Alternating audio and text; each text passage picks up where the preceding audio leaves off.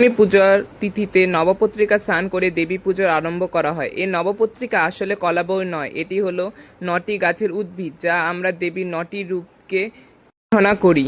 কলা, কচু, হলুদ, জয়ন্তী, বেল, দারিম্ব, অশোক, ধান, মান, এই ৯টি গাছ দিয়ে দেবী পত্রিকা বাঁধা হয়। তার সাথে জোড়া বেল আর অপরাজিতার ডগা দিয়ে নবপত্রিকা সুন্দর করে লাল পাড়ের শাড়ি পরিয়ে দুর্গা ঠাকুরের ডান পাশে রাখা হয়।